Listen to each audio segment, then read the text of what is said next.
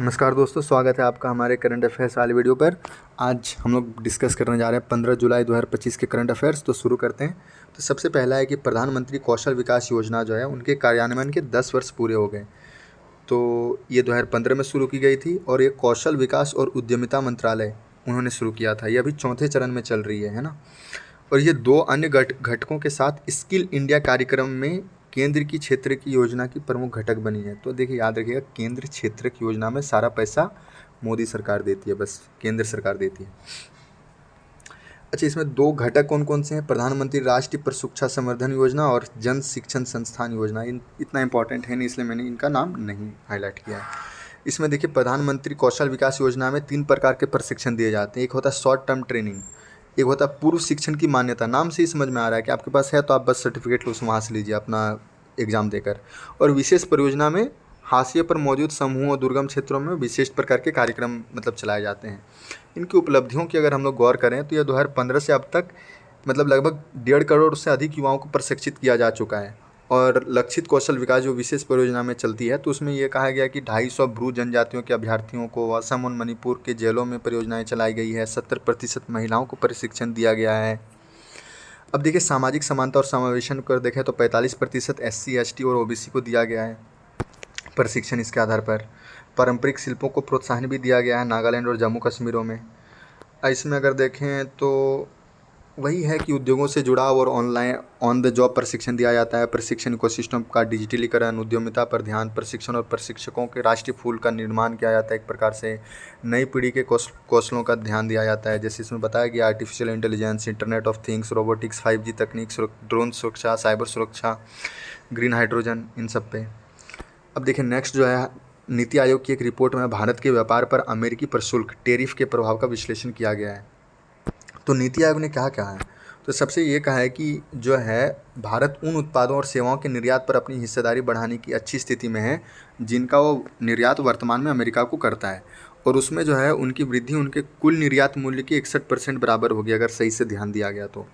और प्रतिस्पर्धात्मक लाभ क्या होगा? भारत के अन्य क्षेत्रों में जैसे परमाणु रिएक्टर, लोहा इस्पात, वस्त्र, विद्युत उपकरण, वाहन आदि में, इन सब में चीन, मैक्सिको और कनाडा पर प्रशुल्क संबंधी बढ़त मिलेगी, क्योंकि इन सब को बहुत ज़्यादा टैरिफ लगा दिया गया है अमेरिका द्वारा। तो इन सब में हम लोग लाभ ले सकते हैं, ये बताया गया है। अब देखिए, नेक्स्ट उपाय हम लोग चलते हैं, हमारे आने वाले अपनाए जाने वाले नीतिगत उपाय क्या कर सकते हैं हम लोग। तो देखिए, पण्य व्यापार को बढ़ावा देने के लिए, मर्चेंडाइज, उनको कहते क्या है? पण्य। तो उन सबको व्यापार को बढ़ावा देने के लिए निर्यात प्रतिस्पर्धा बढ़ाना, उन सब के लिए हम लोग उत्पादन से संबंध प्रोत्साहन योजना, प्रोडक्शन लिंक्ड इंसेंटिव योजना जो है, उन सब में शामिल करना है बहुत सारे चीज़ को, जैसे श्रम प्रधान क्षेत्रों को शामिल करना। इसके बाद क्रॉस सब्सिडी घटाकर विद्युत प्रशुल्क को तार्किक बनाना, ये सब कर सकते हैं। व्यवसाय करने में सुगमता और बाजार तक पहुंच, इन सब के लिए अधिकृत आर्थिक परिचालक कार्यक्रम को बेहतर बनाना, निर्यात संवर्धन मिशन के तहत लक्षित कार्यक्रम शुरू करना। फिर व्यापार साझेदारों और समझौतों में विविधता लाना। इन सब में यह है कि भारत यूरोपीय संघ मुक्त व्यापार समझौता और जन विश्वास 2.0 जैसी पहलों को आगे बढ़ा सकते हैं हम लोग। तो इससे क्या होगा? मर्चेंडाइज व्यापार आगे बढ़ेगी। क्या बोला मैंने? निर्यात प्रतिस्पर्धा को पहले बढ़ाए। इसके बाद है व्यवसाय करने में सुगमता और बाजार तक पहुँच को हम लोग आगे करेंगे। इसके बाद है व्यापार साझेदारों और समझौतों में विविधता हम लोग लाएंगे। तो इस प्रकार से हमारा पन्य जो है व्यापार वो आगे बढ़ेगा, मर्चेंडाइज एक्सपोर्ट। इसके बाद सेवा व्यापार को आगे बढ़ाने के लिए क्या करेंगे हम लोग? सेवा केंद्रित फ्री ट्रेड एग्रीमेंट पर हम लोग वार्ता कर सकते हैं, जैसे हम लोग यूनाइटेड किंगडम के साथ किए हैं, है ना। दूसरा चीज़ हम लोग कर सकते हैं कि पारस्परिक मान्यता समझौतों पर हम लोग इसको व्यापकता से बढ़ा सकते हैं। इसके बाद लाइसेंसिंग और विनियामक अनुपालन को सरल बना सकते हैं, जिससे जो है वो ज़्यादा से ज़्यादा लोग अच्छी कंपनी खोल सके हमारे देश में। इसके बाद है नवाचार एवं कौशल विकास को हम लोग बढ़ा सकते हैं। बस इम्पॉर्टेंट तो नहीं है, क्योंकि ये नॉर्मल पॉइंट दिया था, यहाँ पे थोड़ा देख सकते हैं, ये भी नॉर्मल ही है बट थोड़ा देख सकते हैं ना। इसके बाद वित्त मंत्री ने भारत के ग्लोबल कैपेबिलिटी सेंटर्स की स्थापना दर बढ़ाने की आवश्यकता पर बल दिया। तो ये देखिए, ग्लोबल कैपेबिलिटी सेंटर्स जो है उनको ग्लोबल इन हाउस सेंटर या कैप्टिव सेंटर भी कहा जाता है। ये जो कंपनियां हैं ये मतलब होता क्या है, मतलब ये बात देख लीजिए, ये वैश्विक कंपनियों द्वारा बनाए गए विदेशी केंद्र होते हैं। मतलब कोई बाहर का कंपनी यहाँ पर अपना केंद्र स्थापित किया है भारत में जैसे, और ये जो है अपनी मूल कंपनी को सेवा प्रदान करती है बहुत प्रकार के, जैसे कि आईटी सेवाएं, जैसे भारत में कॉल सेंटर लगा दिया माइक्रोसॉफ्ट ने, वो हो गया, या फिर रिसर्च एंड डेवलपमेंट सेवाएं, या फिर ग्राहक सहायता, वही, तो ये सब सेवाएं प्रदान कर सकती है। इन कंपनियों के आंतरिक ढांचे का हिस्सा होता है ये, तो ये इंपॉर्टेंट भी होता है ना एक प्रकार से। भारत में जीसीसी वृद्धि के लिए कारक क्या क्या है? कम लागत है हमारा यहाँ पे, डिजिटल और नीतिगत तैयारी हमारी है, कुशल और सस्ता कार्यबल मिल जाता है, बड़ा उपभोक्ता बाजार भी है भारत में। लेकिन चुनौतियाँ क्या क्या हैं इनके विकास में? टियर 2 और टियर 3 में कुशल कामगारों की कमी है, अवसंरचना कमी है, डिजिटल विनियामक संरचनाएं नहीं है भारत में अच्छी, साइबर सुरक्षा खतरा भी बहुत ज़्यादा है।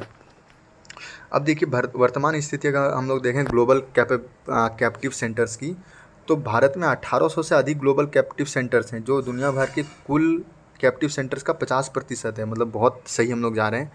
और इसका जो है मतलब आर्थिक योगदान जो है वो सकल मूल्यवर्धन जो है उसका 68 बिलियन डॉलर है, और 2030 तक इसके 150 या 200 बिलियन डॉलर होने की संभावना है। और 2.16 मिलियन लोगों को रोजगार दिया गया है इनमें भारत में, और ये भारत में 11% की दर से बढ़ रहा है बस। और जीसीसी सेक्टर का योगदान जीडीपी में 1.6% है। तो ये मतलब सनराइज सेक्टर में आ सकता है। तो अच्छा, हस्तक्षेप क्या क्या है, मतलब हम लोग ये इसमें क्या क्या कर सकते हैं और नई तकनीकों को अपना सकते हैं? भू राजनीतिक जटिलताओं से निपटना, कार्यबल रणनीतियों को पुनर्परिभाषित करना, संधारियता, इन सब में कर सकते हैं ना।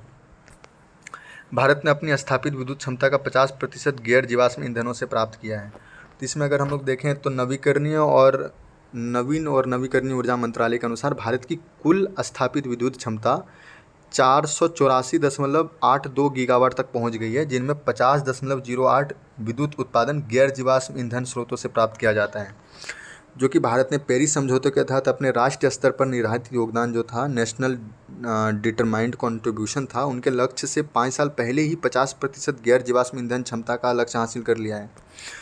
आगे बढ़ें तो हमारा जो है उसमें क्या क्या हमने किया है जिससे हुआ है ये, तो प्रधानमंत्री सूर्य घर योजना 7 लाख सोलर रूफटॉप की स्थापना की जा चुकी है। प्रधानमंत्री कुसुम सोलर पंप लगा रहे हैं। पीएलआई योजना में फोटोवोल्टिक और विंड टरबाइन के उत्पादन में वृद्धि हुई है। ट्रांसमिशन अवसंरचना बढ़ी है। ग्रीन एनर्जी ओपन एक्सेस नियम 2022 के नवीकरणीय ऊर्जा की उपलब्धता को मतलब इसमें बढ़ावा दे रहे हैं। प्रत्यक्ष विदेशी निवेश में 100% एफडीआई की स्वचालित मार्ग से अनुमति दे दी गई है। वायबिलिटी गैप फंडिंग से मतलब अपतटीय पवन ऊर्जा परियोजनाओं का कार्यान्वयन किया जा रहा है, जिसके कारण ये बहुत हद तक मतलब बड़ा एक व्यापक कवरेज बढ़ा है इनका। अब देखिए इनका महत्व क्या है। विश्व स्तर पर अग्रणी, मतलब भारत ने ये बताया कि हम लोग विश्व स्तर में बहुत आगे बढ़ चुके हैं, ऐसा नहीं कि पीछे हैं। आयात पर निर्भरता में कमी, ऊर्जा के स्रोतों में विविधता हम लोग ला रहे हैं। रोजगार सृजन और औद्योगिक विकास इससे हो रहा है। अगर हम लोग इसमें देखें तो ये देखिए तापीय ऊर्जा में 49% हो रहा है, मतलब 50% के लगभग तापीय से जा रहा है। परमाणु से जा रहा है 1.81, जो कि हमें बढ़ाने की ज़रूरत है ना। जल विद्युत में है 10.19, नवीकरणीय ऊर्जा में 38%। अब चलिए हम लोग आगे बढ़ते हैं। तो देखिए सुप्रीम कोर्ट ने सोशल मीडिया पर घृणा कम करने के लिए नागरिकों के बीच भाईचारे का जोर दिया। तो उन्होंने यही कहा है कि राय रखना एक अलग बात है, लेकिन उनसे किसी खास तरीके से कहना अभिव्यक्ति की स्वतंत्रता का दुरुपयोग है। कुछ है नहीं, इम्पॉर्टेंट है ना। ये देख सकते हैं कि भारतीय संविधान का अनुच्छेद 19 वाक एवं अभिव्यक्ति की स्वतंत्रता की गारंटी देता है। इसे राज्य के खिलाफ वर्टिकल एप्लीकेशन तथा अन्य नागरिकों के खिलाफ हॉरिजॉन्टल एप्लीकेशन में भी लागू किया जा सकता है। अच्छा, कौशल किशोर केस में सुप्रीम कोर्ट द्वारा मौलिक अधिकारों को हॉरिजॉन्टल एप्लीकेशन को मान्यता दी गई थी, यानी नागरिकों के खिलाफ एप्लीकेशन को मान्यता दी गई थी, है ना। अब देखिए नेक्स्ट जो है वो है एक्सरसाइज टेलिस्मैन सेबर। तो एक्सरसाइज टेलिस्मैन सेबर क्या है? ऑस्ट्रेलिया का सबसे बड़ा सैन्य अभ्यास सिडनी में आधिकारिक रूप से शुरू हो चुका है। भारत भी भाग ले रहा है इसमें, है ना। एक्सरसाइज टेलिस्मैन सेबर, याद रखिएगा। अब नेक्स्ट हम लोग चलते हैं नकली सामान में। तो ऑर्गेनाइजेशन ऑफ सॉरी ये तो मैं नहीं जानता फुल फॉर्म इसका। हाँ, इसका ये हो सकता है ऑर्गेनाइजेशन ऑफ इकोनॉमिक एंड पता नहीं, सॉरी। ओईसीडी ने अपनी 2022 की रिपोर्ट में नकली वस्तुओं के वैश्विक व्यापार में चीन, तुर्की और संयुक्त राज्य अमीरात के साथ भारत को भी एक प्रमुख स्रोत माना गया है, प्रमुख स्रोत देश, मतलब नकली वस्तु की वैश्विक व्यापार। और इसमें यह कहा गया सीरियल रिपोर्ट में 2022 की कि भारत में रिटेल बाजार में 25 से 30% नकली वस्तुएं होती है और भारतीय कानून के तहत कोई ब्रांड जो है अपने उत्पादों को ट्रेडमार्क एक्ट 1999 और डिज़ाइन एक्ट 2000 के जरिए सुरक्षा प्रदान कर सकता है। अब देखिए इसमें यही कहा गया था बिर्कनेस्टॉक जो है वो नकली सैंडल बेचने वाले दिल्ली और आगरा के व्यापारियों पर दिल्ली हाईकोर्ट में दीवानी मुकदमा सिविल सूट दायर किया था। ये बहुत बड़ी कंपनी है बिर्कनेस्टॉक जो है। अब देखिए नेक्स्ट जो चलते हैं उपभोक्ता मूल्य सूचकांक, बहुत ये तो पढ़ते ही होंगे। तो ये केंद्र सांख्यिकी मंत्रालय द्वारा जारी की गई है। जून 2025 में खुदरा जो है रिटेल मुद्रास्फीति दर 2.10 पर आ गई है, जो कि 6 वर्षों का सबसे कम है। मतलब अभी इसका आधार वर्ष 2012 है, बस याद रखिएगा। इसके बाद मेघालय में क्या माना जाता है? पवित्र बेंदीखलम उत्सव। मेघालय में पवित्र बेंदीखलम उत्सव मेघालय में मनाया जाता है। याद रखिए, मैं आपको मैप के थ्रू भी बता देता हूँ। ये जो है ये मेघालय, यहाँ पर क्या मनाया जाता है? बेदिन खलम। इसके बाद है पनार जनजाति का सबसे महत्वपूर्ण नृत्य उत्सव है पनार जनजाति या जयंतिया जनजाति। वहाँ पे कहा जाता है गारो खासी जयंतिया, तो जयंतिया जो है उनको पनार जनजाति भी कहा जाता है। तो उनका सबसे महत्वपूर्ण नृत्य उत्सव है क्या? बेदिन खलम उत्सव। आगे बढ़ते हैं। अच्छा, ये कब मनाया जाता है ये भी अगर देखना चाहें ना, तो ये जुलाई में फसल बुनाई के दौरान मनाया जाता है। रैम एयर टरबाइन यानी रैट, ये जो है वो आपातकालीन स्थिति में मतलब ऊर्जा देता है किसको? एरोप्लेन सबको, है ना, हवाई जहाज़ों को, बस याद रखिएगा। क्वांटम नॉलेज जो है, क्वांटम नॉलेज कभी कभी क्वांटम एंटेंगलमेंट को से उत्पन्न या पुनर्जीवित भी कर सकता है। तो ये होता है क्या? क्वांटम नॉइज़ जो है वो अवांछनीय व्यवधानों को कहा जाता है जो क्वांटम प्रणालियों को प्रभावित करते हैं, जिससे क्वांटम गणनाओं में त्रुटियाँ आती है। अच्छा, परंपरागत मतलब पहले से ये माना जा रहा था कि क्वांटम नॉइज़ जो है वो क्वांटम सिद्धांत को है, एंटेंगलमेंट सिद्धांत को शत्रु माना जाता था इनको, लेकिन वे अपना एंगेल्टमेंट, क्योंकि उससे अपना इंटेंगलमेंट खो देते हैं। इस घटना को डिकोहेरेंस कहा जाता था। लेकिन आजकल जो है अभी माना जा रहा है कि ये जो है क्वांटम इंटेंगलमेंट को उत्पन्न या पुनर्जीवित भी कर सकता है क्वांटम नॉइज़। अच्छा, ये तो पता है ना क्वांटम इंटेंगलमेंट क्या होता है? ये ऐसी रहस्यमय संबंध है जो एक ही स्रोत से उत्पन्न अलग अलग समय में दूरी के मामले में समय अलग होने पर भी आपस में जुड़े होते हैं। मतलब यहाँ पर कोई एक क्वांटम पार्टिकल है और यहाँ पर एक क्वांटम पार्टिकल है बहुत दूर, लेकिन वो एक दूसरे से जुड़े हुए हैं, है ना। ये एक रहस्यमयी संबंध हो जाता है फिर एक तरीके से। शिंकानसेन तकनीक, तो ये देखिए E10 शिंकानसेन ट्रेनें जो है वो भारत के मतलब हमारे रेल मंत्री ने कहा है कि भारत और जापान में एक साथ लॉन्च की जाएगी, जो कि भारत और अहमदाबाद में 508 किलोमीटर लंबा हाई स्पीड यानी बुलेट ट्रेन कॉरिडोर के बीच चलेगी है। जापान की हाई स्पीड बुलेट ट्रेन है ये अभी, और टक्कर रोधी क्रैश अवॉइडेंस सिद्धांत पर ये कार्य करती है। अब देखिए नेक्स्ट चलते हैं ऑस्ट्रेलिया, जिसकी राजधानी है कैनबरा। याद रखिएगा, राजधानी है कैनबरा, ऑस्ट्रेलिया की, सिडनी नहीं है, कैनबरा है। यहाँ देखिए कोरल सी है, और इधर अगर हम लोग देखें तो टैस्मेन सी है। तो याद रखिएगा यहाँ पे ऑस्ट्रेलिया विश्व का सबसे छोटा महाद्वीप और सबसे समतल महाद्वीप है ना, और क्षेत्रफल की दृष्टि से दुनिया का सबसे बड़ा देश है। भौगोलिक विशेषताएं अगर देखें तो उच्चतम बिंदु है माउंट कैसियस जोंको, यह पूर्वी हाईलैंड यानी द ग्रेट डिवाइडिंग रेंज में स्थित है। और द ग्रेट बैरियर रीफ जो है वो विश्व धरोहर स्थल का स्थान इसको दर्जा दिया गया है, जो कि विश्व का सबसे बड़ा प्रवाल भित्ति समूह है।